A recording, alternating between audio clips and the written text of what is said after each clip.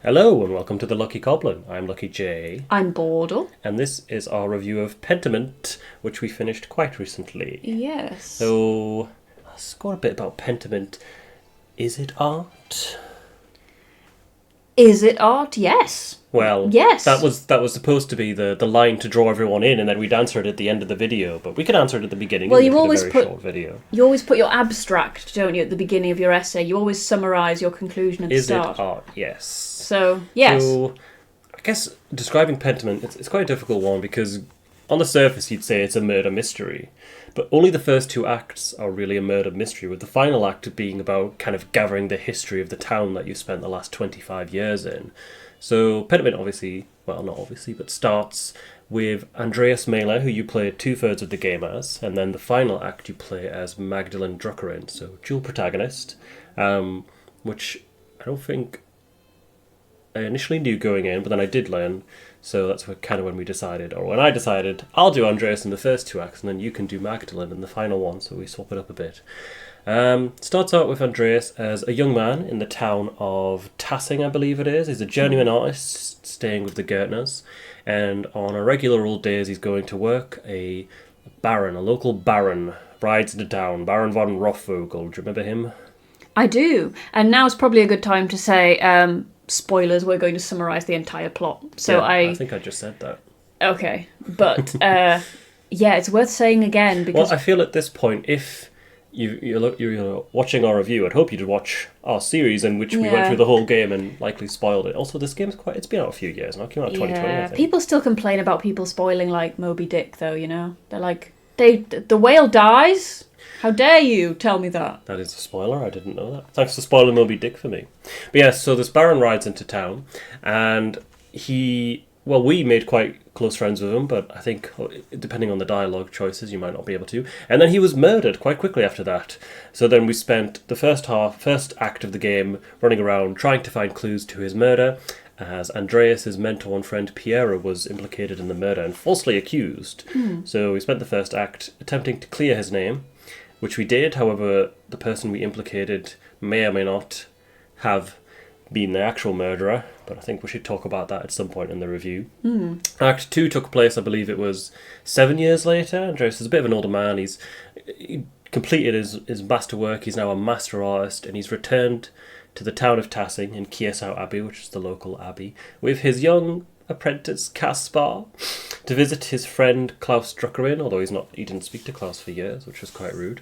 And it just so happens on the night he returns, there's another murder. His friend Otto is killed, and we must once again, on this Act 2, we spend trying to find out who done it, and reveal the true culprit. That ends with the night of the revolt, where the peasants burn down the abbey and Andreas is presumed dead, lost to the flames. It then skips to 18 years later, where we pick up as Magdalene Druckeryn. This is quite disconnected from the events of the murder, but it's all about discovering the history of the town, which is quite interesting because the first two acts, even though it's a murder mystery, you do spend a lot of time finding out the history of this town and even being a part of it, even living it. So Magdalene's whole role is actually finishing off this mural that her father started. Magdalene is the daughter of Andreas' dear friend Klaus, who takes ill thanks to a blow to the back of the head, causing irreparable damage and ultimately his death.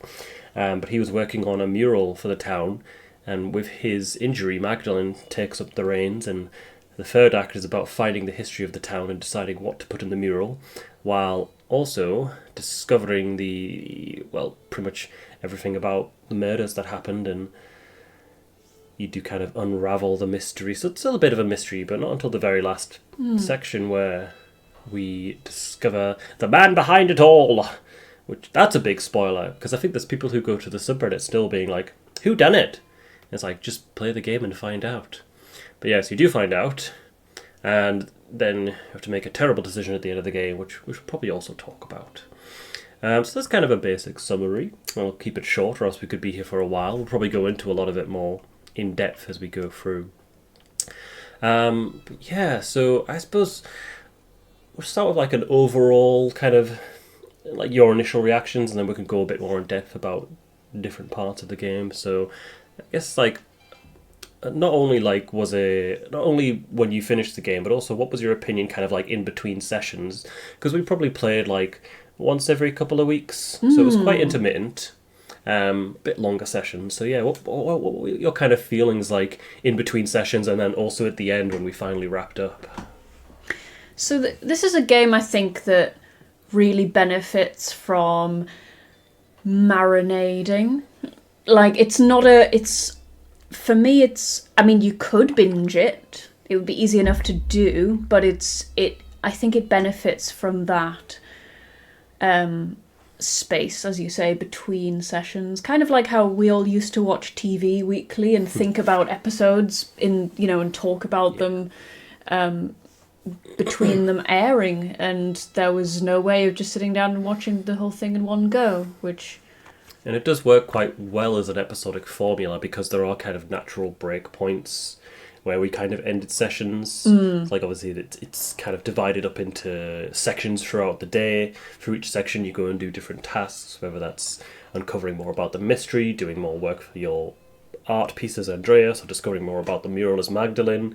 Each part is divided up quite nicely, so it was quite easy to kind of end sessions. And then we did kind of find that between play sessions, we were kind of talking about it and discussing our theories and who we thought did it, or what we thought of this character, or what we thought of this, or how much we looked forward to the next session. I think I'll talk probably more about this more with the gameplay and the art, but it's a very rich world. Like, the way it's constructed, it really sucks you in, and you feel quite immersed in its little world.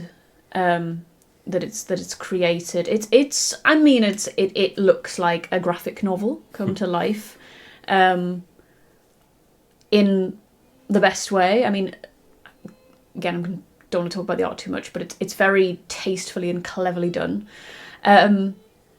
Story-wise, initially, I think we both, after that first session, came away feeling quite mentally exhausted. You said you were quite invested in it. I quite enjoy an info dump in a way. I like reading lots of historical bits.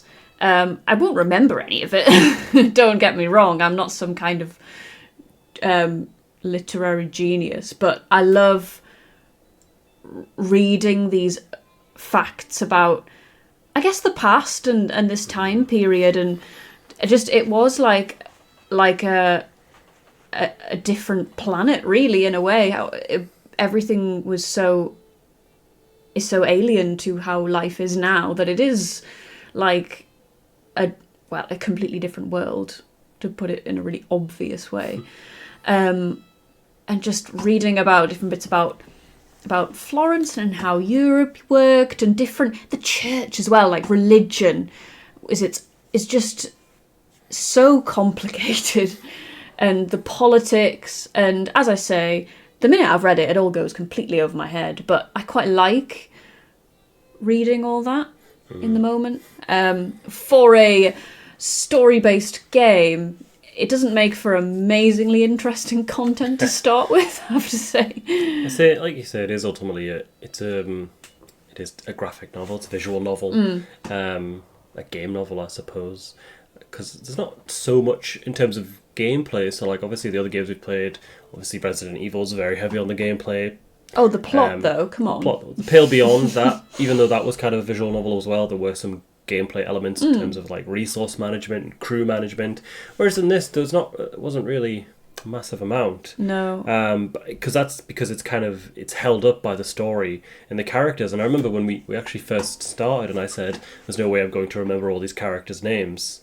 And then towards the end, at the scene in the tavern, Purchase and Laugh at Christmas, I could pick out most of the characters and recognize the ones that were missing, because you kind of bond with them. The first act is like, it's a bit overwhelming at first as you try and find your way around the town, but I think that works from the perspective of Andreas, because Andreas is an outsider. He doesn't really know the town. People kind of know him, but like, he's still a bit of a stranger. So that kind of works well for the introduction for the player, of getting to know these different people and kind of how they perceive Andreas, and then you can even shape how Andreas perceives them. That's another thing I enjoyed about like kind of perception within the game. It's changed based upon like the different characters' handwriting, which I thought was a very, very cool feature of like, oh, this person's educated, so they have this script. But then if, Andreas' opinion of them changed and realised, oh wait, they're not educated, these guys are an idiot, the script would change. That happened with Baron von Rothvogel and Sister Zadina, and then there was that old shepherd in the first act. That does it like with the characters, even like kind of the ones that are a bit of a prick, you kind of get why. Like the first act was pretty rich, although I think my favourite was definitely Ursula, just because she's only little and she's kind of cute. I did like the Baron, even though he was a terrible person. I'm not going to do a tier list like in the Pale Beyond, maybe just talk about some kind of like the key characters and what we thought of them. So I guess maybe start with Andreas. What did you think of Andreas?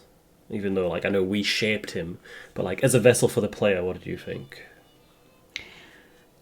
I thought it was good because you can. It's one of does that gameplay mechanic where you can choose your backstory as you go along, and that shapes your responses to things. So you can play him as you like it to in a certain degree. I mean, I think we made him a bit of a flirt, didn't we? Well, we made him, he was a hedonist. Yeah. I think a logician. You'd also pick where he'd studied, which determined his languages, and then also I think what he had studied. Yeah. So I remember we picked, I think, we were like quite occult. We picked the occult, yeah. And what was the other one? I don't remember, but... Logic? No, well, he's a logician. Yeah. Was it religion? Maybe. Because that was why we were... Yes, I think it was religion, yes. At some point we did, yeah. Yeah.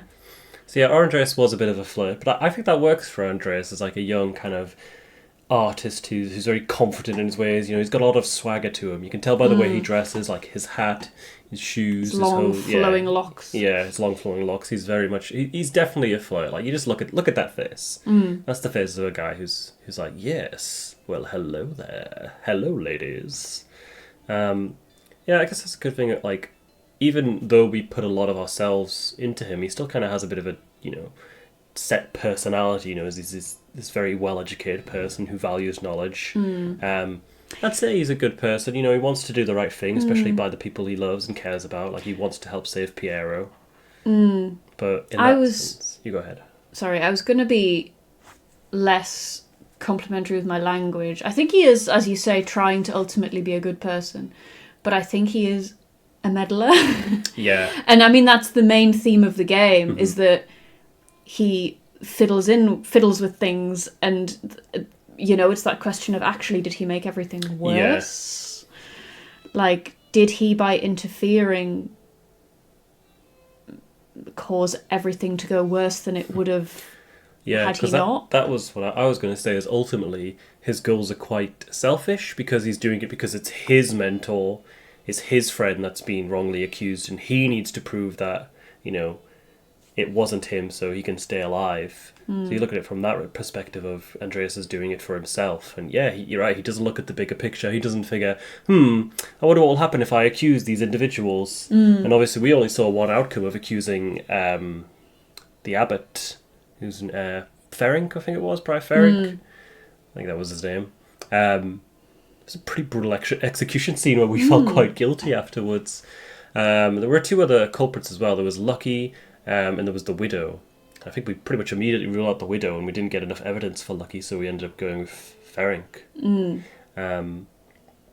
So yeah, it was ultimately kind of like quite selfish reasons, and you do kind of see the ramifications of his actions in the later acts, of like, the scriptorium's kind of shut down because this guy is no longer around to run it, and then I think the revolt would have happened regardless, but people's attitude towards Andreas kind of changes. But I think as a character he's pretty great. I still don't, the whole spending 18 years in the Burnout Abbey was a bit improbable. Yeah. I think as well, like his arc, I think it happens over too long a period of time. Like 7 years between Act 1 and 2, I think, works fine for the story pacing. Andreas comes back, you can tell he's a changed man. You kind of discover why, obviously he lost a child, he's kind of estranged from his wife, and it seems like, he's miserable. He's got this little whippersnapper following him around, this little lad, Caspar, who's a good lad, good little boy, who obviously looks up to him, depending on how you treat him. Hint, treat him terribly and he'll live. Because if you're nice to him, he stays behind. But yeah, in the second act, he's quite miserable, he's quite down, and it's kind of like when Klaus was like, you didn't send a letter for 7 years, why? It's like, oh my god, that's kind of relatable. Like, how many friends have you just left on read? Yeah. It's like someone sent me this long message and I just ignored it because I didn't know what to say. So very relatable, Andreas. He's quite flawed in that respect. Because in Act 2 he is just kind of like the wounded ex-father acting as a mentor to Caspar, and it does kind of seem like the game is setting up Caspar to take over the reins, and then it kind of pulls the rug out and instead you take over as Magdalene 18 years later. Yeah. I think in terms of the story, that was quite a jarring time skip, and especially because you go from playing as Andreas, who you've known through Act 1 and 2, to playing as Magdalene, who you briefly meet as Andreas. Yeah. And I think it could have been interesting. They could have done like a Walking Dead thing where like like in The Walking Dead, a lot of it is you interacting with this young girl, Clementine, and the actions you take kind of affect how she perceives the world and how she'll survive. And then in the later games, you play as Clementine. I think it would have been interesting in this if Magdalene was there in the first act as a wee toddler, as the 2-year-old. She's in Act 2 as like still a young girl, and you can influence her. And then Act 3 is less of a time jump, maybe like, I don't know, 13 years, so she's still 20, since that's kind of the age they wanted her to be. And then it's kind of like Andreas has had a lot more impact in her life rather than just, oh yeah, I kind of remember you, I saw you run into a burning building. Even if it was Ursula, that would have made of more, had more of a through line. Yeah, because it is like you've been in this person's life this whole time, so it could have been like you were kind of setting up, you're creating your next character as you're playing, which you kind of did, because there is a little bit where you could gift Magdalene a book and then other characters will make a reference that she likes to read that book, but that was kind of the main thing that came from it. So yeah, I think that, like, in terms of Andreas's arc, it just kind of seemed like when he finally reappears, because he doesn't die, spoiler, as an old man, he's in his 50s. He comes out of nowhere. He's not been spotted for 18 years somehow. Somehow. And then he shows up in the house and he's like, right, I figured out the center of the plot, we're going to go there. And it's like, Andreas, why now? Why have you waited so long? Why haven't you come about this earlier? Like, what was the delay? Shame. Surely it didn't take 18 years for him to map out the whole tunnels. And then as he gets underground, that's when he kind of completes his arc of like, oh, I accept that, I did these terrible things, but it's okay. I forgive myself. It's like, yeah, but does your wife? She still thinks you're dead. Yeah. And then there's the whole practical aspect of, could someone live in an abandoned abbey unglimpsed mostly for 18 years? I know they said, oh, it's haunted and all the rest of it, but no one goes up there. But what was he eating? Like, this isn't, you can't just go and nick a meal deal from Tesco. Like, this is a place where every loaf of bread goes accounted for. You know what I mean? Wow. What is he chewing on? Yeah, cold in the winter as well. I mean, we saw the heavy snowfall. Where was he hiding out? Yeah. But I mean, it's sort of fairy tale rules, isn't it? Yeah. I can give it kind of grace. I'm not one of these, like, I'm not doing Jack could have fit on the door in Titanic if you draw the diagrams out. I'm not that kind of person. So obviously we made Caspar adore us. Obviously, we're just that good. So Caspar stuck around and saved Andreas. Now, obviously, if you drive Caspar away, presumably Andreas must still survive because it's a pretty big part of the final act of the story, which means, regardless of Caspar's actions, Andreas survives. Which means the game, on a replay, encourages you to be awful to Caspar, But if you do that, narratively speaking, it doesn't make sense for No. Andreas to stay hidden if Caspar didn't die that night. Because Like, that's... what shame does he have? Like, the Caspar running back into the fire, you can very much spin it as he absolutely blames himself for that. Yes, and also it's compounding the grief of losing another child, Yeah. because Caspar was like had become like a surrogate son for him, because we'd seen that he'd lost a child, and it was almost like Caspar was filling that role, and Yeah. it was a good thing, and then so that grief becomes compounded again. So it makes sense for him to crack him in a sense. Whereas, yeah. I think most people probably would fall into the trap of being nice to Caspar, but you see a lot of people who'd be like, I'm going to do a replay and be mean to Caspar. And it's like, yeah, but the story's not as narratively satisfying if you do it that way. You know, like, for Andreas' grief to make sense, Caspar does kind of have to die, which is awful. Otherwise, you're right, he is just hiding away from civilization for 18 years because he was mean to someone, which is the definition of social anxiety to an extreme. Yeah. But come on, guys, like, Going back to Act 1, we'll try and... Should we keep it kind of in like Act 1, Act 2, Act 3? So Act 1, Yeah. obviously, Andreas, spoke a bit about Andreas. I suppose, who are the other big characters in that? Obviously, the Baron. the Baron. Baron von Lorenz von Rothvogel, is it? Yeah. He's not in it for very long, but he does make an impact. Yeah. And someone makes an impact on him. Yeah, on the back of his skull. Hey. I think, yeah, first meeting him, I was like, oh, this guy's quite charming, he's friendly, he's funny, he's nice. We were drawn in. Yeah, we were drawn in, and that's how he does it, because you find out, actually, he's probably not the nicest guy. He's definitely cheated on his wife, he's beaten a few people.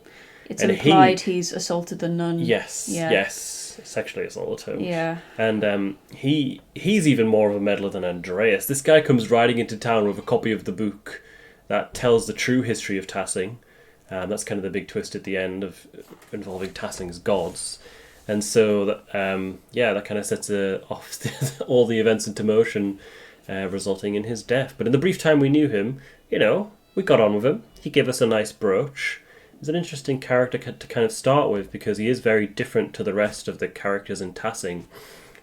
Everyone else is just kind of going about their lives, keeping to themselves, and then the Baron shows up and you can see it upsets everything. Literally the first thing you see him doing is arguing, is getting shouted at by one of the townsfolk. And even just kind of like him riding in on a horse kind of stands out from everyone else who is like on the ground among the sheep in the muck with the peasants, you know?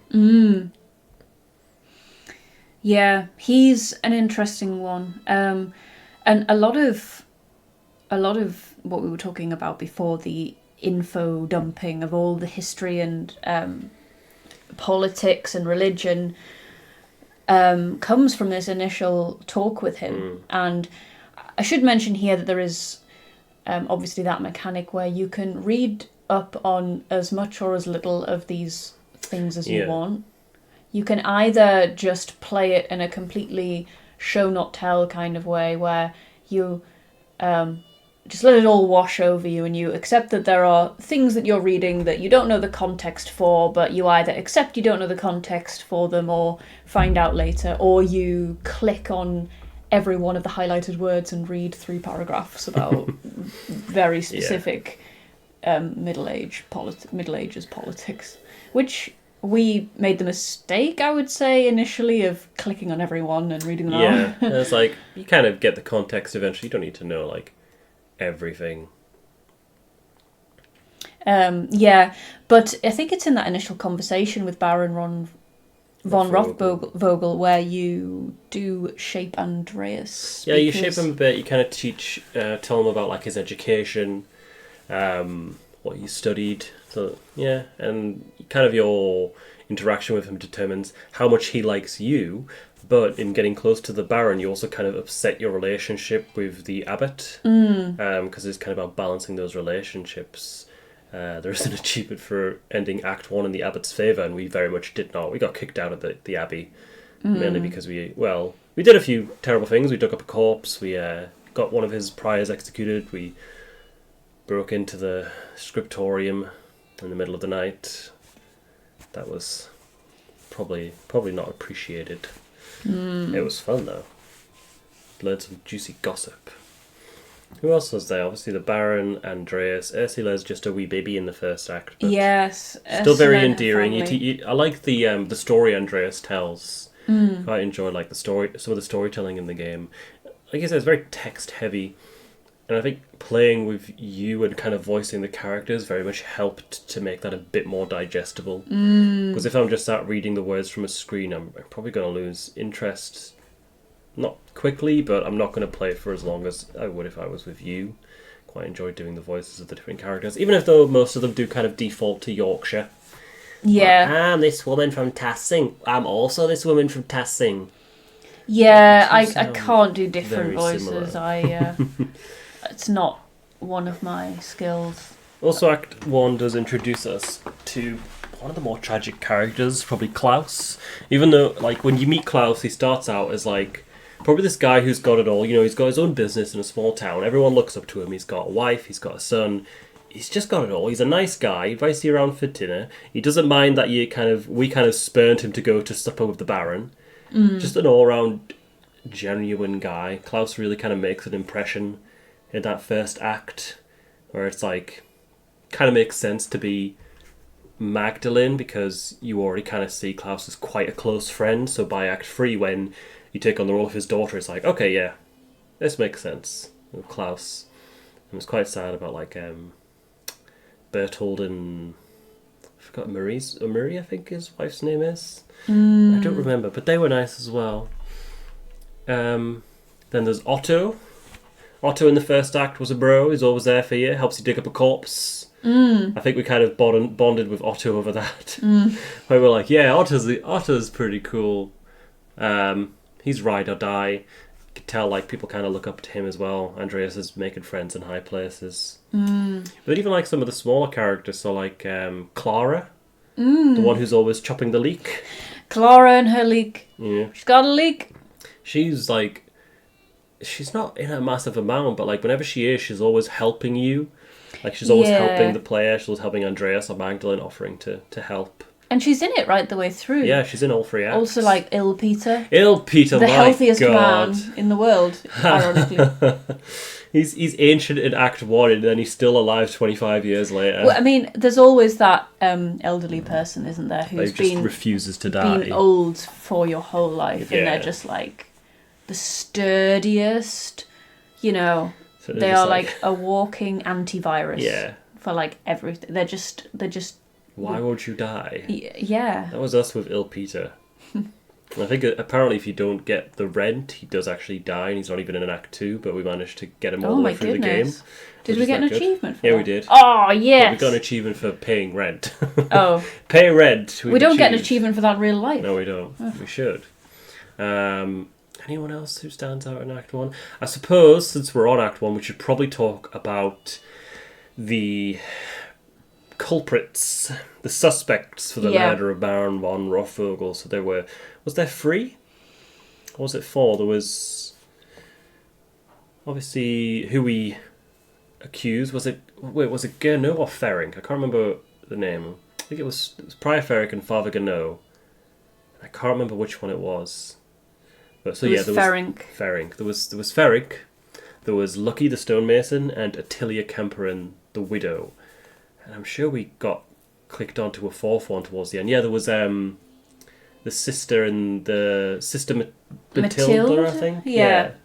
So those were our 4 suspects. And we very much went all in on Father Gernot, who... Or Prior Ferring? Was it Ferring or Gernot? This is going to drive me mad. I don't know. Don't Gernot, you don't Gernot. Well, let's start on someone else and then move along to him. I suppose, like, we'll start from the one we least suspected, which, to be honest, I think for me was Matilda. So, mainly because we only kind of discovered her, like, towards the end. Sister Matilda, yeah. Sister Matilda, I never really kind of suspected her. The only evidence we had to go against was a bloody shovel. Like, there wasn't really much else. Obviously, we did find out that, yes, the Baron did definitely assault her. Yes. Or another nun, I think. I can't remember if it was I think it was her. It was her. Yeah. So she definitely had motive. We found a bloodied shovel. But to be honest, like, just speaking to her, it was like, nah. I believe she's killing baby bunnies with that. Yeah, I don't like that, but No. I think it's happening. But it did, that kind of interaction, it was with the blind sister where she kind of said like, oh yeah, someone snuck into the convent and left a note Yeah. with Sister Matilda. Obviously, the whole thing is like each suspect gets a note to try and convince them to kill the Baron. So Sister Matilda got one, and then we kind of went and looked into the past and found out she was the one who was assaulted by the Baron. We found the bloody shovel, but based on our logician trait, we kind of determined that probably wasn't the murder weapon, because it's like the murder weapon was like a blunt object, whereas the shovel's quite sharp. Edge. Yeah. So we ruled out Matilda, although to be fair, she was the last suspect we picked up, so we wouldn't have had time to look at her anyway. The other one was the widow Kemperin, Ottilia. I'm pretty sure the only evidence we got for her was a shattered walking stick in her hut, which again, very shady evidence. I think I said, like, if that was the case, you might find, like, bits of wood in the Baron's hair. But we didn't. It was a very clean wound. So didn't suspect her, didn't think she had it in it. She's too old. Which kind of left Lucky, Steinauer and Ferenc. Now, we didn't actually do any investigation into Lucky at all. The only thing we did was have supper with him. Whereas with Ferenc, you know, we were suspicious of him straight away. He was a bit of a prick. So straight away we had a bias towards him. We didn't like him at all.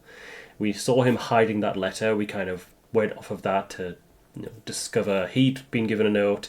He was being blackmailed by the Baron, so he had the motive. He had access to the space, and then obviously we found his buried tools, which included the scepter with like the blood on it, the dried blood, and that was kind of like, okay, well, this is obviously the murder weapon because it's recently got blood on it and it matches the description of the murder weapon. So we were like, it's obviously Ferenc. But in hindsight, and I think I said this a few times on recording, I think it might have been Lucky. Because when we were at supper with Lucky, he mentioned about how I want God to watch over the two innocents. Watch over them. The note we find on the Baron's body said, the innocent and the girl that died with her.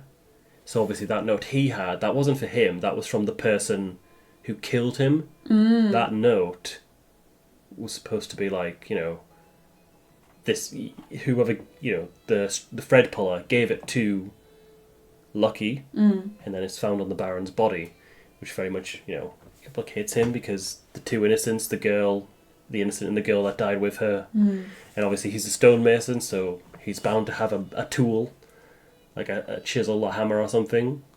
But then I suppose you could say, when he argued with the Baron, maybe the Baron got it then, so even then.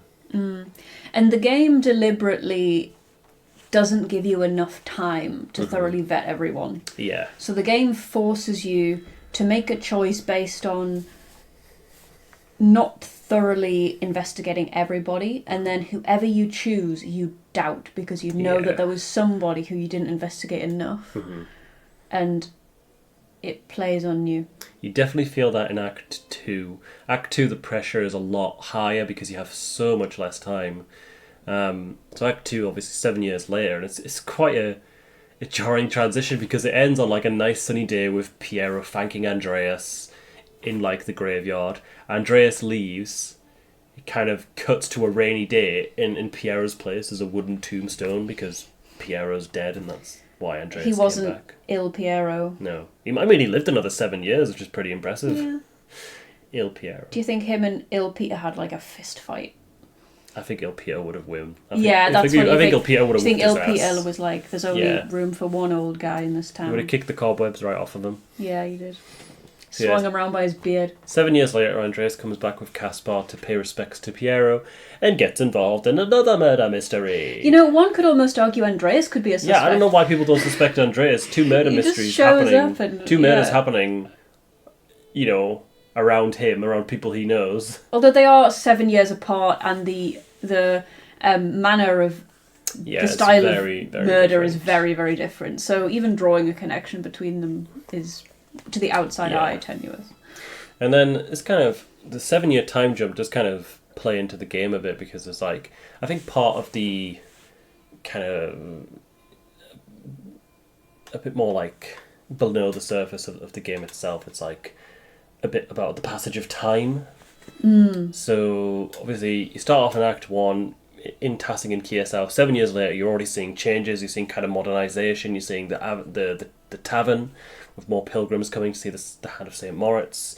And this is even reflected in Act 3, where it goes from the clock with the nones, vespers, the different work periods, to then a more standard clock and calendar, which I think is supposed to represent the passage of time, or maybe it's just supposed to represent you playing as Magdalene now, and she uses an entirely different way of telling the time. But either way, it's quite an interesting way to mark it.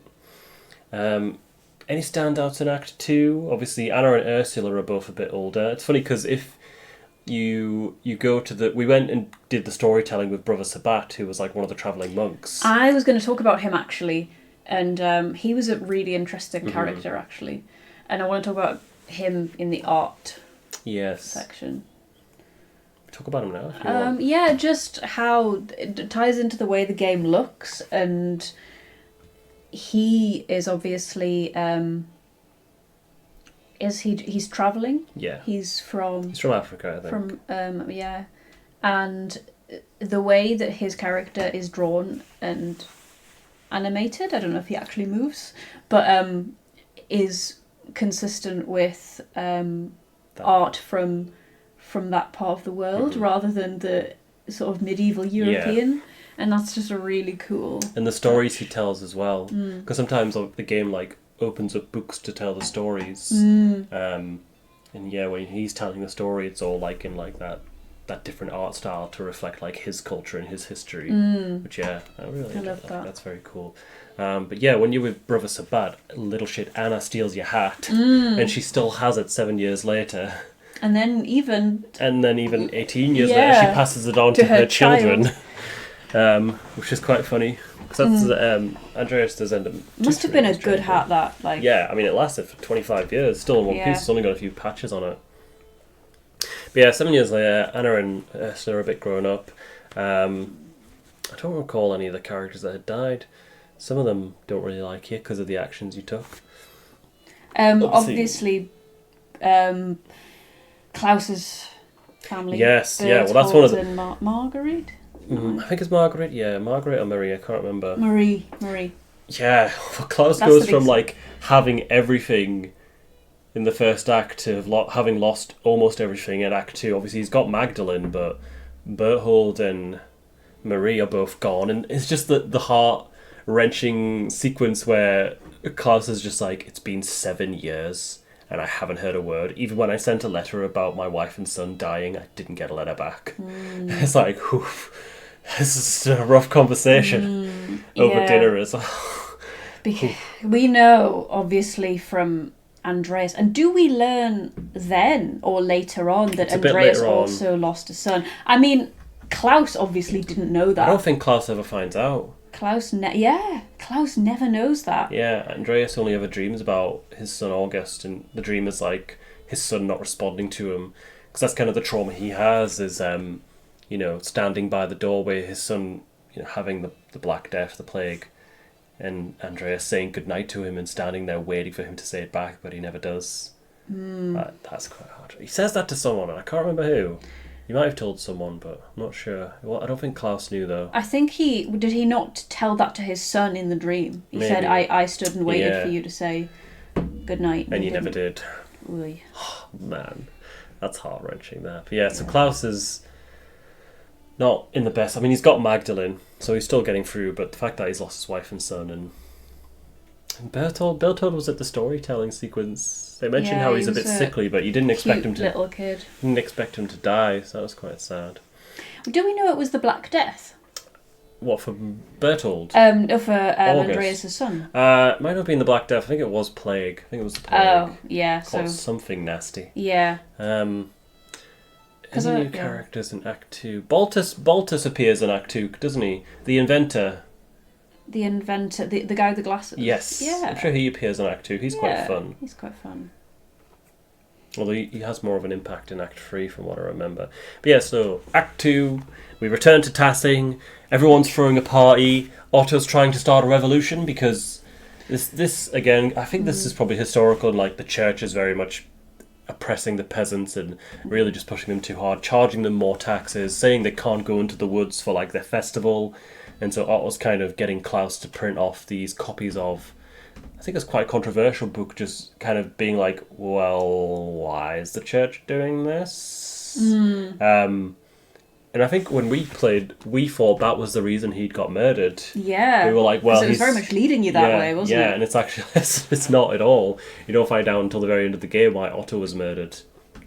Which is very sad, because Otto was a bro. I was sad to see Otto go. In the suspect in Act 2, who did we have? We had Hannah, the wife of the innkeep. We had Martin Bauer. We didn't mention him in Act 1, did we? He was another suspect. Not kind of. He was there briefly. We know he was the one that stole... The reason he was running off when we saw him was because he stole the book from the Baron. Yeah. But I don't think we suspected him of murdering him. No. So yeah, he's in Act 2, but we didn't really speak to him all that much. So there's Hannah, there's Martin. I'm sure there was one other who... Again, we barely investigated each one. Martin, Hannah. I think it might have just been Martin and Hannah, you know. No, it was Brother Guy. Yes. Brother Guy, what a piece of work. He was always a prick. To be honest, I was like, out of the three suspects, I was very much like thinking it would be Brother Guy, but then I was like, we can't convict two priests in a row. We just look biased. Yeah. No, because the impulse was to obviously convict Brother Ferenc. Yes, 8 years later to say it was Brother Guy, we were like, was it probably, 2 brothers in a row? Perhaps not. And actually, we did actually do a bit of research into Brother Guy, and I think we kind of decided, no, we don't think it's him. Because we did find out he was embezzling. Oh, yeah. He was stealing money. But then actually we found out the reason he was doing that was because he was sending money to persecuted Jewish families.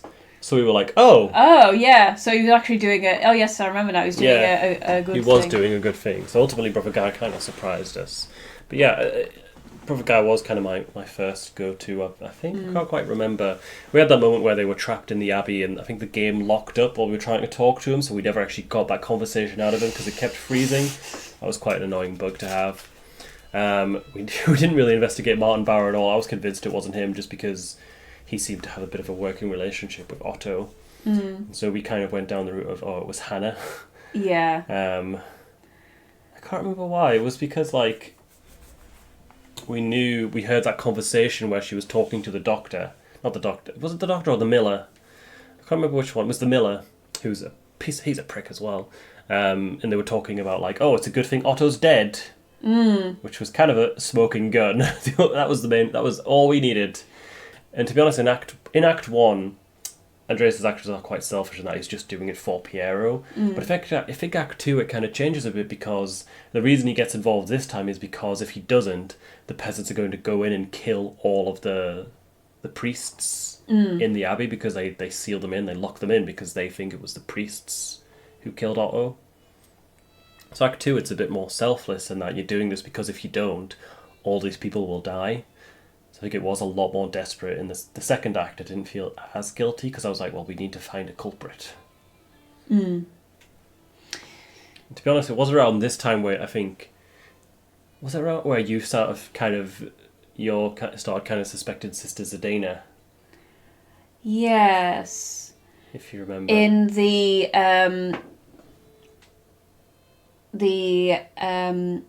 hermit in the anchorite. The anchoress, yeah. Not Zdena, Amalie. Amalie. Zdena was the young heart priest the who young didn't want to be sexy there. nun. Yeah, young sexy lady who didn't want to be there. Who I think you could flirt with as Andreas if you... Did we flirt with her? We did a bit.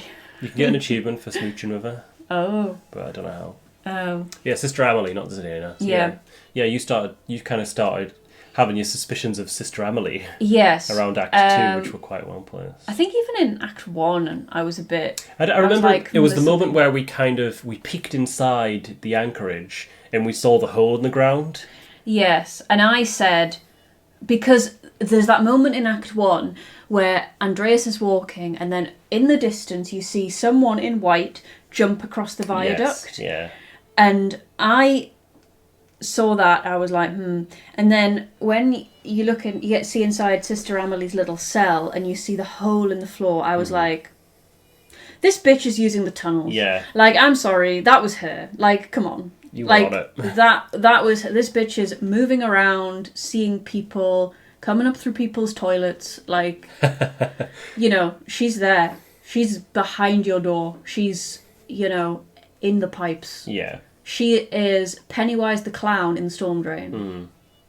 Yeah, very much so. Except she's kind of not. Yeah, she's kind of an innocent in all this. Like, Amalie is quite a tragic character as well. It's quite sad. Yeah, sorry. You go ahead. I had a couple of theories about Amalie. I thought she may have been the nun that Baron von Rothvogel did wrong. And either, you know, she'd gone insane or there was something else going on as a consequence of that. That was one of my theories. My second theory was that she was pretending to be a bit kooky to get away with it all. And the third was, well, that she was, you know, had kind of lost her mind and was doing it, orchestrating it all. As it turned out, none of these theories were 100% correct. But you were on the right path, suspecting Sister Amalie. She is an interesting one. Because, like, every time there's a murder, she has the vision. But now we know why. Obviously, maybe we should talk about this towards kind of the end of this section, because it is like that's the massive spoiler talking about the thread puller. But yes, I liked her as a character. I thought she was really interesting. Like, kind of get an insight into her life and kind of the life of like an anchoress and like women of the time. Yeah. So it's really interesting. So the most famous holy nun who kind of did cloister herself up in an anchorage, and I hope I'm using that word correctly, she was called Julian of Norwich, and she described all these holy visions and stuff that she had from God, and you can still buy it. There's like a Penguin Classics copy, like of all these sort of religious, almost kind of poetry, I guess, but at the time it was considered like very holy, like sort of God has spoken through her. Another one I know, like, well, Hildegard von Bingen, who is much more well known for. She was kind of like a medieval polymath. You know, she's known for her contributions to classical music. She was a very gifted musician. But she also she was in an anchorage for a little bit of a time. Not as long as Julian of Norwich, and I think it was just a little bit. But she also was reputedly had these like sort of holy visions, these sort of visitations, which at the time was seen as something that people may have had. You know, it wasn't considered mental illness, and it wasn't considered lying. You know, unless they decided you were a heretic because they turned against you, Joan of Arc. But yeah, it was something that it's hard to like say what it is from our perspective, because it was something that they believed in and they did consider real. Sucks for them. Yeah. But yeah, Amalie was good. And we kind of ended Act 2 with there was a lot of fire. Obviously we accused Hannah and she ran to the Millers. And then someone got shot, I can't remember who. But anyway, someone gets shot, and then they burn the Miller's house down. And then they go to the Abbey and we're like, hey, we did it. But then Peter, this fucking guy is like, yeah, I'm going to burn this place down anyway. Old Peter? No, other Peter. Oh. Not old Peter. Old Peter's son. Young ill Peter. Wait, there's ill Peter, there's Peter. And then there's Big York, who's Peter's son. Yeah. He decides to burn the place down! Which obviously kicks off the whole events of Andreas' supposed death and Caspar's actual death and the soldiers coming and killing a bunch of townsfolk. It's kind of another thing where the innkeeper and Hannah are not nice people. No, the innkeeper was alright. It was the miller who was a piece of shit. The miller and Hannah, who were having an affair. Yes. And they were not nice people. No. And you could have argued, well, who cares about them, really? If you're feeling particularly... Yeah, his son's a much nicer guy. And even his son's like, yeah, whatever, my dad was a prick. Sad he's gone, but I don't care. And then they burn Kiesau down, which I think is quite tragic, because the Abbey has been quite like a central point of interest that you can visit throughout the whole game. You know, like you kind of know your way around, you know the secret passages, you know the people that live there. it's kind of not a place of comfort, but it's a familiar place that you know. And then it just gets completely burnt down, and that's one of the kind of surreal moments in Act 3 where you return there as Magdalene and it's just a ruin. That was creepy ruin. Yeah, creepy ruin haunted by old man ghosts. Andreas and lots of cats. And then obviously Act 3, there's not really a murder mystery. You just kind of take over as Magdalene 18 years later, and obviously Klaus gets attacked quite early on, but you don't. The point of the act isn't to find out who done it. It's to gather information, really. Essentially, it's obviously to finish your father's work, which I think this is kind of the good point of making Magdalene the new main character, because you already empathise with Klaus. We already really liked him. He was a good friend of Andreas. He always helped Andreas. He was just a nice guy. I guess part of it is we feel like we owe him one. Yeah, that's actually a really good point. I never thought of that. As the player, we do feel guilty for never getting in contact with him. Even though that was Andreas and not us. So you're playing as his daughter. We're like, okay, yeah, we'll do that for you, Klaus. Yeah. Because at that point, it's we do love Klaus, He pretty much is our dad. He's been around long enough. And I quite liked this act. It was kind of... It felt a bit lower stakes, which I liked. It wasn't much stress. I liked going around talking. That's kind of the strength of the game, is the characters. It's going around talking to the characters, and it's cool because at this point in the game, all the characters who you've met as Andreas, a lot of them are grown up. Like when we met Ursula, and she's had her own baby, and that was that's so sweet. She was just a little bean when we first knew her, and now she has her own little bean. Which was quite surreal. And even Il Peter, who's not changed, is just really fucking old. So I liked discovering the history of the town and the different parts of the mural, and kind of it's a fun investigation into the past. And then obviously the stuff with the Fred puller still ties in, because you find the purple note saying stop, and then that's we're on his list. But obviously it was just supposed to spook him, but he still carried on. Anyway, I like that about Act 3 being a bit lower stakes. But then, as you go on, you kind of get the sense something's up. When you go into the salt mine, and then, you see someone at the top peeking down, and they rush off. Obviously, that was Andreas. And then same again in the Abbey, where, the door kind of slowly creaks open behind Magdalene. That was pretty spooky. Any characters in Act 3 that stand out, you think? Kind of speak about the characters in the finale, I think, but anyone that you liked? Quite a few. I liked Magdalene as a protagonist. I thought she was, again, quite interesting. Again, you can play her the way you would like. You can make her... You can make her prickly if you want. Yeah. We made her quite quippy, didn't we? We made her quippy, I would say, more than prickly. Yeah, well, prickly was one of the options. You can be a bit mean. But we made her quite quippy, didn't we? Also, we made it so she was quite she was good at bartering. Yeah. She's got it, getting what she wanted. And also there's the son of Otto, Otz, who is sort of he kind of obviously has a crush on her. Yeah. And we played it as being unrequited. You can choose, I think, to yes, you can. Requite. He's just such a puppy. He's such a puppy. I think for I like the thought of Magdalene going off into the world and making her own way rather than staying in Tassing. I liked that ending. I thought, because there's obviously I liked the friendship that she had with her pen pal, who was the daughter of the two Jewish people who were staying with Klaus in the second act. Yeah. Is it Esther? Esther, yeah. Esther's the daughter. Esther's the child they have. And they have a really nice pen pal friendship that's developed through the act, and then it felt really right at the end that she went to go stay with Esther. Yeah, I think I much preferred that than her staying in Tassing. Yeah. That's going right to the ending. Who else was... the section with the poor Claires. I found that funny because we literally... We lied our way in. We snuck around, found like information, and then told the one young girl to leave while she can. Yeah. We were such little home wreckers in that section. Yeah. Quite enjoyed like learning more as well, and you got some characters from the early acts like the blind sister and Sister Gertrude. Yeah, we did. We didn't mention Sister Gertrude, did we? Or was she the blind or the old the abbess? Not the abbess. She died.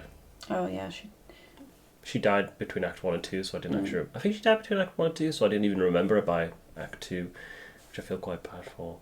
Sister Gertrude, and then also Brother Wojslav and Sister Matilda are together. That's quite sweet. Yeah, because it was... Imagine if we'd accused Sister Matilda of the murder. Yeah, that wouldn't have been... Oh my god, that's literally the evil playthrough. Like, how could you do that? Yeah. That'd be so mean. I mean, she did kill some baby bunnies with a spade, but compared to what everyone else in this world does, that's... Yeah. Oh, just don't think about it. Don't think about it. It's fine.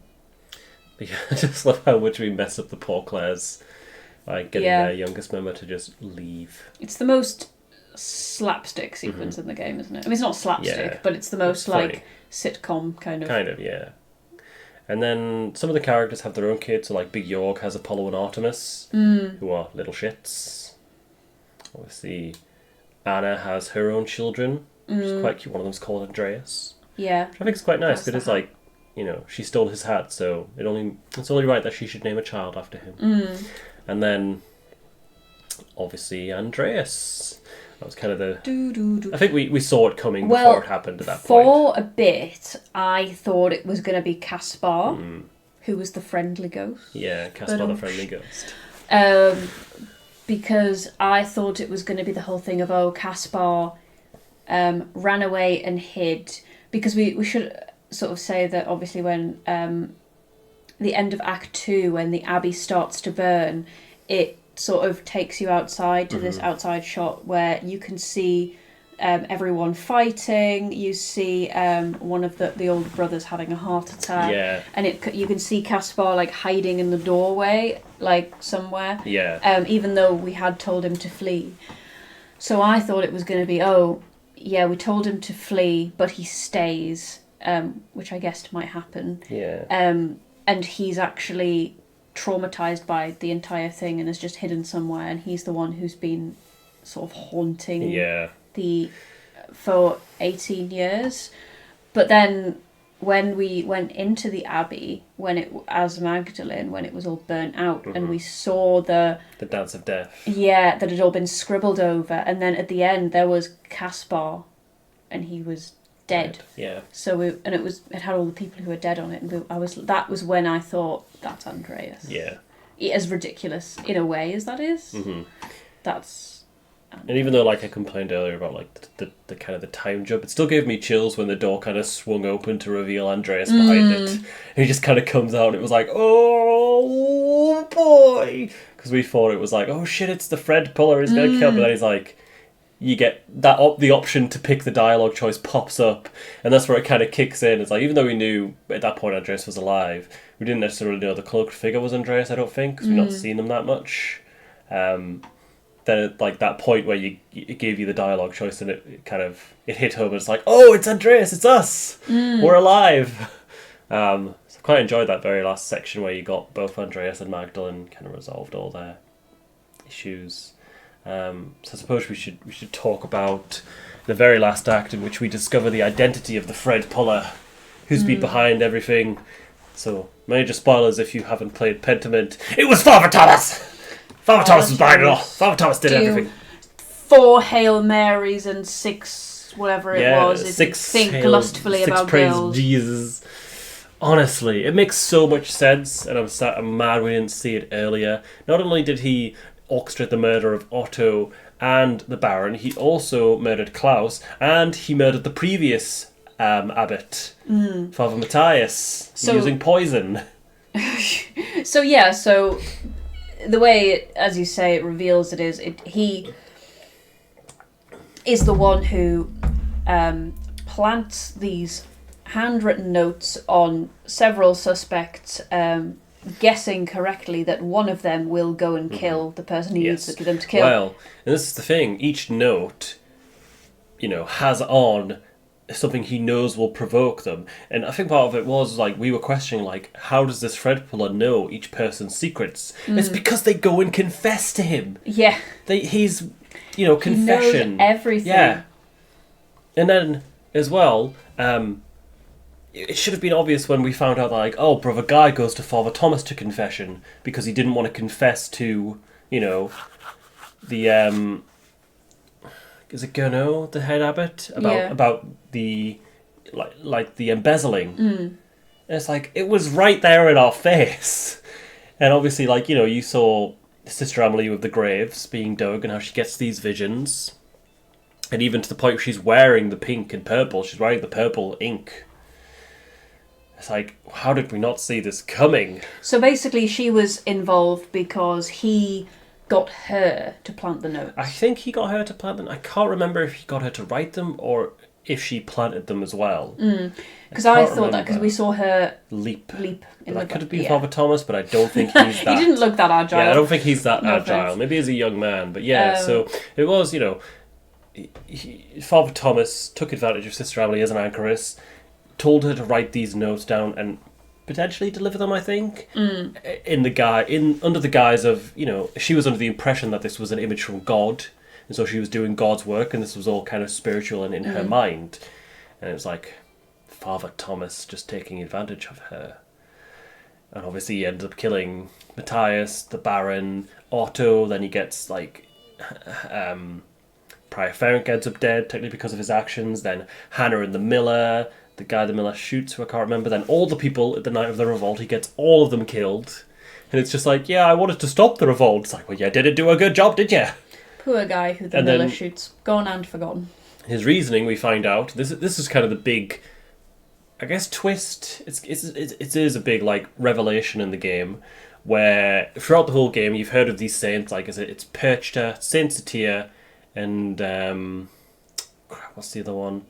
Perchta, Satir, and the other one, Moritz, Saint Moritz. You hear about these saints who, like, they lived in this land, they wandered this land. There's the hand of Saint Moritz in the abbey. There's the statue of Saint Moritz, the headless statue out in the meadow, and then you've got the statue of Saint Satir by the stream, and these peasants worship her. And basically, you spend a lot of Act 3 learning about them as well, and about how much these peasants look up to these saints, only to then find out that actually they never existed, and they are in fact the Roman gods Mars and, is it Diana? Yes. Yeah, Mars and Diana. Is Diana even a Roman god? Yeah, she's the Roman. It's the Roman name for the goddess of the hunt. Yes, Mars and Diana. It turns out they misinterpreted Mars as Saint Moritz and Diana as Saint Satir, or Satia, however you want to pronounce it. Which is interesting because Apollo and Artemis are the Greek versions of those two. Which is what Big York named his children. He wanted to name them after Greek gods, which is quite funny when you... Yeah. So yeah, Mars and Diana, it turns out these saints were these gods all along, so actually the saints never existed, and the whole religious part of it is a lie, which means the hand of Saint Moritz, which is a massive draw for, like, pilgrims, is fake. The statue in the meadow is fake, and, well, not fake, but it's not who they think it is. And so he killed Father Matthias because Father Matthias got the copy of Historia Tassia, which reveals the history of Tassing, including that these saints are in fact the Roman gods. And he took it to Father Thomas. Then Baron Rothvogel rides into town with another copy of Historia Tassing, and he is not subtle about it at all. He is very much like, oh look, I have a copy of this book that tells you all the dirty secrets about your town. And that's when he sends out the first round of notes to Lucky and Prior Ferenc and the widow Kemperin and Sister Matilda. Gets them killed. And it just so happens that Martin steals Historia Tassia, which is very convenient. And then Martin disappears and comes back some time later. And then the reason for killing Otto, which we initially thought was because Otto wanted to start not a revolt, but he was kind of, he was egging the peasants on. He was definitely riling them up. Turns out Otto had found the head of the statue, which he couldn't read because he's a peasant, but the person he took it to, Father Thomas, could, and it says Mars Pater. Obviously, it's the head of the statue. It's Mars, not Moritz. So that's why he had to kill Otto. I don't know why he had to kill Otto. I feel like Otto could have... he was a prick? He was a prick, yeah. Not Otto. No, Otto wasn't. Thomas. And then obviously Klaus, because, well, Klaus was trying to delve deeper into the true history of Tassing. So he got him to stop, and then Klaus came down and he attacked him, and that's that. So yeah, it was all to, like, defend the kind of beliefs of these peasants, which is frustrating because in the end we kind of sided with him. Our final decision was to kind of keep the secret because we didn't want to shatter these peasants' beliefs. I mean, he still paid, he did die in the end, which he had it coming, but it's just, yeah, sad that that's how it ended, as we chose to keep it secret, which, I think that was a tough decision. Yeah, it definitely was. It was always that it was one of those classic kind of ending choices where you can either tell the whole truth and something will fuck up because of it, or you can keep some secrets and keep the peace. Yes. And I always have this like strong moral urge to tell the truth, tell the truth, when actually sometimes that it's like... I do as well. And I think I even said in the finale, like, given that we were nice to Caspar and thought that was the good thing to do and he ended up dying, I feel like doing the right thing here might, cause a lot of issues. I don't want any more of these characters to die, which kind of took us into the ending where, well, obviously Klaus did end up, unfortunately, eventually passing on, but not before seeing Magdalene and Andreas again, which is quite sweet, and then obviously ending with Magdalene going off to the city while Andreas stays with Anna's family to teach her kids art. And then you kind of see the mural at the end, which I really liked, and you see like this big family tree which has been painted by not Andreas, but Andreas, Anna's child Andreas, who grew up to be an artist, which is quite cool, and you kind of see how each of the characters ended up, which I really liked, kind of that send-off for the characters in the end, because I think ultimately, like, I feel like we could try and talk about the gameplay, but at the end of the day, there's just not much of it. Yeah, I was good to... You kind of stole my joke, because I was going to be like, the gameplay. There wasn't any. There wasn't. The game itself is about the story and characters. It's very much, like you say, an interactive visual novel. There's a few mini-games here and there, like... Spinning wall and cutting Christmas cookies. And I enjoyed that as well. Blacksmithing on the horseshoes, but really there's not that much. I suppose you could count supper as a mini game, and I suppose that's another thing we've not really touched on, is like having dinner with the characters. That's a huge part of the game. Yeah, every kind of section in the day, at least in the first 2 acts, is like Andreas having supper with these people, having dinner with these people, talking to these people. It's all about learning more about them. And oh man, I absolutely loved the illustrations for the food. Yeah, the food look. I mean, everyone makes memes about Studio Ghibli food, and this was kind of on that level. Even though we're just eating like pottage and bread, you were like, that is the nicest looking bowl of slop I have ever seen. The food itself even tells a story, because I remember in Act 2 when you come back, you have dinner with the abbot, and he's got like this roast pheasant, this glorious banquet of meat and fruit and pie and everything, and then you go have dinner with the Gertners and you've literally got gruel and bread, and only you and Caspar have bread, and it's very telling of like, well, that's how badly they're being taxed. It kind of tells a story in and of itself. So in terms of gameplay, there is no gameplay, just a little bit here and there, but my favourite kind of game, in fact, not a single QuickTime event. Yes. That's how I like my games. No QuickTime. Can you imagine if they just snuck one in there in the middle? Yeah. I would have turned it off at the wall. But I think that works because, like I say, the game is the characters. It's the story. It's the relationships you build, the mysteries you uncover, and the history you learn. It's a nice kind of... It's a nice read. It's a good book. It is. It's a rich text. Yes. A rich text. I like it. I like that we're at a time when these kind of games are really appreciated for what they are, because, I mean, there's a lot of snobbery in games, as there is in any genre. About... I mean, even you have a bit where you kind of judge a lot of games on their graphics. I do, yes. You're quite bad for that. I do, yeah, I do. But there's a lot of, if it's not a game, you just point and click, and I mean, some games get that criticism, and within the context of what they are and what they're trying to be, that is deserved to an extent. You think of, like, I don't know, Heavy Rain or something, where you click and make the character scream Sean 87 times. Is it Sean? Is it Jason? Jason. Jason. Or like Call of Duty, where you press F to pay respect. Oh yeah. That's a meme now. That's a core internet meme. That's such a meme that even I know it. Like it is like cultural osmosis is such that it's just spread. Anyway, but yeah, I love the.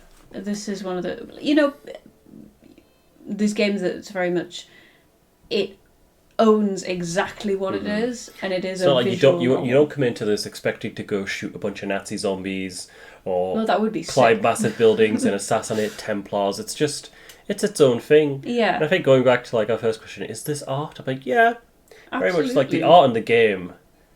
This is probably your like area of expertise as an artiste, but from my uncultured, untrained eyes, yeah, I think that the art in this game is gorgeous. I think I already mentioned like the handwriting. I was quite sad that we did kind of have to change the handwriting to an easier to understand format. Yeah. But even then, each character still had different kind of handwriting styles. I like how they changed, and the best part where Sister Amalie's text changed from black to pink to purple. Yes. As the penny drops, that was such a good moment. That was very, very well done. But yeah, I should let you talk about the art, because that's kind of your forte. I mean, I guess I've alluded to, because it's so interwoven with what the game is and what the game is doing, and that's kind of the whole point. You know, it's like the medium is the message. It is a visual graphic novel, because it's one of these stories that I feel could only be told visually, which I love that. I love that. And as we've said, the art style it's very much, and everyone who knows anything about this game knows that it's meant to mimic art of the time period in which it was sort of set. And I'm terrible at years and dates of time periods, and I'm going to just say, like, the Middle Ages here, knowing that means, like, a massive span of time. And I'm not, you know, a historian or whatever, so I can't speak to anything more specific. But the art is meant to mimic the kind of art that Andreas and all the brothers are hand-drawing in their beautiful manuscripts as the game progresses. And the whole point of it, and I think even the title of the game, Pentiment, refers to. Now let me like get a.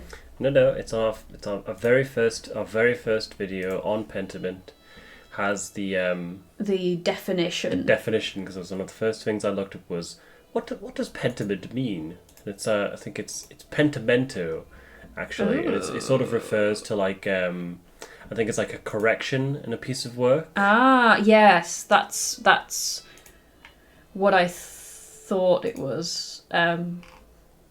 Sort of something to do with, but I didn't.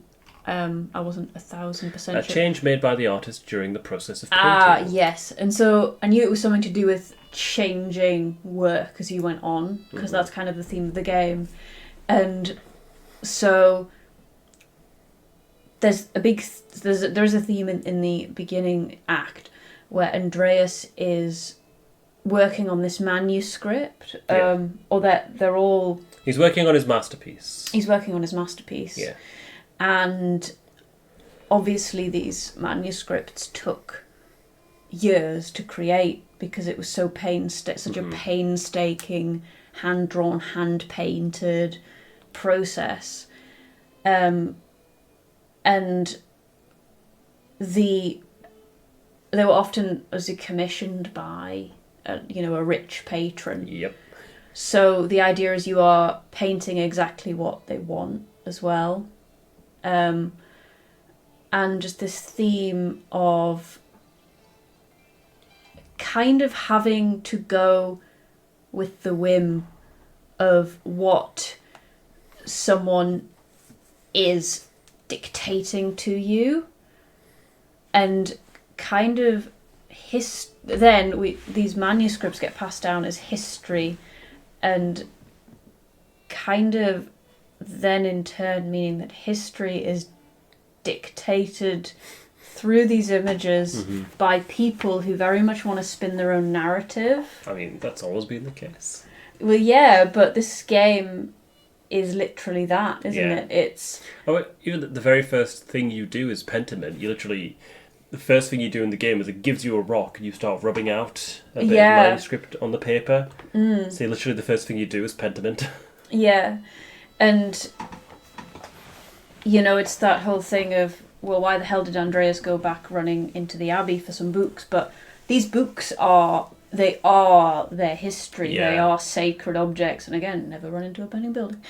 PSA. But they're not... But it's not like... Can't just easily replicate them. You can't just copy them on a... It's not your Penguin paperback for $7.99. That's why they kind of make such a big deal of Klaus, because he runs a printing press, so he can kind of mass produce these pieces of work. But so the ones in the scriptorium, just in the library, they just can't. One of a kind, years and years of work and history, and so much in the way that, because Baron von Rothvogel was commissioning Piero, I believe. Yes, yeah. Well, he commissioned the Abbey to do him a book. To do him a book. Much in the way he wanted Piero to do his book in a very specific way, and potentially tweak whatever it was to suit his narrative.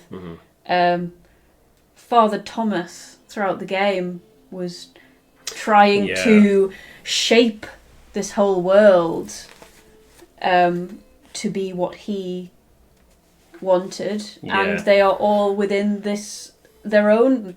They are a manuscript. They are in the style of this illuminated manuscript. The manuscript that they are in is being changed, and then Andreas as well, making decisions, choosing who to accuse. He is the flip side of Father Thomas. He's doing the same thing in reverse. He is responding and making decisions about who is correct, who is not, what was the truth and what wasn't. Yeah. And it's about ultimately it is about the subjectivity of art, and when we look at history through art, I mean, it becomes really murky because it's only the truth of the person who commissioned it and the person who decided that this was what needed to be recorded. And that can be subject to change at any time. Just like the game itself. Yeah. As each time we're picking a different response, it's literally being written out. Well, for Andreas, it's literally being written out in front of us. And there were times as well, you were saying, when the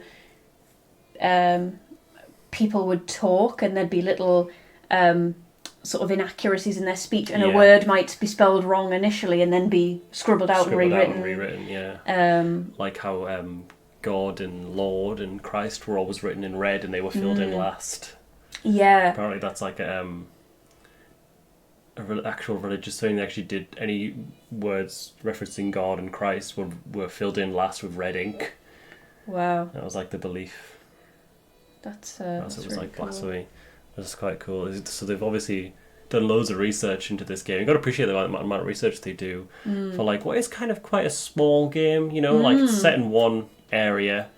You know, I mean, it took us a good few hours to get through. We got more sessions than the Pale Beyond. To be fair, even with the last session being quite a long one. I imagine as well, because we were reading it all out aloud, and I imagine if you're playing this as a solo experience, I mean, you read faster than you read aloud. Yeah. So it probably wouldn't take as long. I mean, apparently it takes 14 hours to do the main story, 25 hours if you're a completionist. I'd say it took about 14, seems about fair. Well, we had like 9 videos, each were about an hour to 2 hours. So it's about 18 hours. So actually we got a decent amount out of it, but yeah, still quite a short in comparison. But I mean, I suppose like an average Call of Duty campaign lasts like 4 hours, so you got more out of it than that. But yeah, there's no multiplayer or anything, but there is, like I said, there's definitely reason to replay it if you want to see how different choices act out. I don't know that I will, because I feel like I've been quite spoiled having, like I said, played it with you and kind of having those voices to help ease through a lot of the heavier text. It was quite a lot easier splitting that up between the two of us.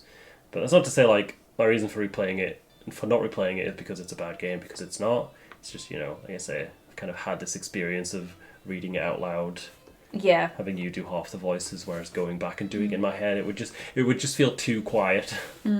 Too quiet. I mean, you'd have the music, and I do like the music in the game. I don't think it was memorable as some of the music in the Pale Beyond. Like for me, a lot of the music in the Pale Beyond, you could play a track and be like, okay, yeah, this plays here. But for this, there's not. It's much more understated, yes, isn't it? yeah, I think that works though. But I think that the main one, the main bit of music that did stand out was whenever a note was revealed with the purple ink on. Yeah. And it played that like, whoa. Yeah. Like, That musical bit always gave me chills, especially towards the end where Amalie was revealed to be the one writing the notes, and it played that music. Yeah. Well, actually, no, it played that music before she was revealed. So actually, it played that music when it cut to her sitting with the head of Mars. It was like should have known then. It was very horror movie score, wasn't it? It was like a Blumhouse horror when they deliberately bump the audio. To think of it, like whenever we interacted with her, I'm sure it played similar music. Like it played similar like kind of vocal tunes. Like there was the one when you revealed the note and the one for Sister Amalie. It's like that's another reason. How did we not pick up on that? Maybe I did subconsciously. Yeah. Maybe that was what I was picking up on. Maybe I was like, this is... We're just terrible detectives. It's really, really bad. Purple is sus. Purple is sus. Yeah, anything else to say before we wrap up? I'm going back to the first question, is this art? Yeah. Maybe another reason you don't want to replay it is because the painting's done. Yeah. You can change it in the process, but it's finished now. If I went back, it would be Pentiment. Yeah. We talked about... Well, it's funny because they talk about the parallels with the Pale Beyond. The Pale Beyond literally has it woven into its story mechanic that you replay it and it encourages you to do so. Yeah. This doesn't in such an obvious way, but the name is literally making corrections. Yeah. So I guess in that way, the name of the game is Pentiments. Pentiment, literally making a correction, so go back and make a correction. So there is replay value, I'd definitely say. I'd say, do you think video games can be art? I mean, video games by their very nature include pretty much, every type of art. It's so much work behind it They as well. are... It's visual art, it's musical art, it's like performance art. Yeah, it's... For every spectrum on the artograph is included in a video game, whether people like it or not. Yeah. And, shitty graphics are still graphics and it's still art. I'll die on this hill. And that's the thing is when you look at a AAA game with amazing graphics, ultimately that game probably won't age as well. No. 10 years from now, you're looking to be like, yeah, that doesn't look as great, but Pentiment's always going to look great because it owns the art style it's in. It goes for a very stylized kind of art style. It works. I mean, I might have said this in my Pale Beyond review, but it's that. Firstly, it's about things aging and not looking as good as they did at the time, and also the kind of uncanny valley effect when you try and go for realism. You always fall short because realism is such a hard standard to hit that inevitably it looks worse than if you go for a deliberate style, because it always looks like a deliberate style. Yes. And you build an immersive world not through having someone look like a so photo detailed we can see their paws. Yeah, even though you can see Leon's look at this paws person's in Resident peach Evil. fuzz. Yeah. You build an immersive world through the story you tell and through the style that you create and just the richness of everything. And that's this game is a really, really good example of this. And you know what? This is the perfect game for non-gamers. Yeah. It's if you're not absolutely. a gamer, but you're just interested in medieval history, fantasy, history in general, if you're interested in art, buy this and play this, because it's not a game that's gonna force you to, as I say, do any quick time events or even do any it's not a game. It's a visual novel. Mini games are low stress as well. It's just a really good story. How do we rate it compared to The Pale Beyond? That's kind of the first game we finished, so I feel like every game we finish, we have to rate against that. Create a little tier. they're so different. Yes, they are very different. I think I enjoyed Pentiment more, mainly because I had not played it before, so I enjoyed going into it with you, whereas the Pale Beyond, I already knew what was going to happen. Pale Beyond's definitely got the upper hand in terms of gameplay, and I definitely felt more of a bond with all of the characters. Yeah. But I think Pentiment surprised me with just how much I did end up caring about the characters. Yes. So I'd say, like, Pale Beyond's kind of got an upper hand on gameplay. I feel like the story I enjoyed more. Yeah. I liked the narrative, whereas Pentiment is like the style itself. Again, the characters I really loved, probably on par, maybe a little bit less than the Pale Beyond. Not so much in the gameplay, but like we've just been saying, like that's not necessarily a bad thing. Yeah, I find them quite hard to compare. Maybe for me again, this one had the edge because the Pale Beyond is not a game I would probably play by myself because the resource management would stress me out and I wouldn't. You know, it's not my cup of tea, and you really quite enjoy that, so that's why you did that side of it. I do love the Pale Beyond, but I can see this being something that I would enjoy playing by myself. That's interesting, because when I did try to play it by myself, I couldn't get into it. I think it was easier to play with you. So for you probably rate it above Pale Beyond. Yeah. Slightly above. Not like saying there's no. Yeah, whereas I still love the Pale Beyond. I think I'd put Pale Beyond above Pentiment, but still not as good as Mass Effect. Yeah, that's true. I think it is. But Mass Effect is obviously set in the same universe as this. There's clear parallels. Yeah, it's just far, far, far into the future. Yeah. Far in the future. Pale Beyond might be as well. It might be. I will say as well that I kind of love the Middle Ages and learning about them and medieval stuff. It's kind of, again, I'm the kind of person who I hear it all washes over me, goes right over my head, but I just enjoy it every time. There's a really good podcast called Weird Medieval Guys, which is like two people, and one of them runs the Weird Medieval Guys like Twitter and Instagram, where they started out showing these pictures of the funny little drawings in medieval manuscripts, and they've built this out into a podcast where they talk about medieval history and kind of some of the misconceptions and stuff people have about the medieval period in quite a humorous way. And their first episode is about medieval art. It's called "Why is Medieval Art So Weird?"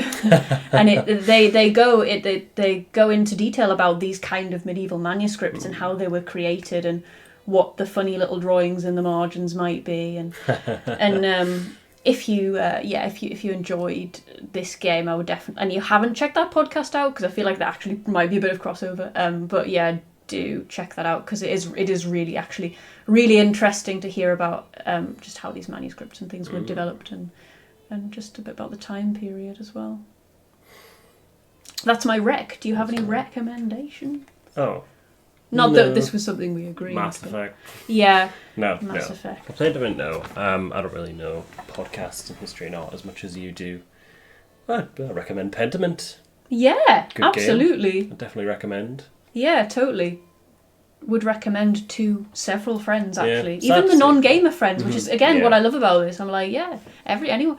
I recommend it to me mum. Yeah.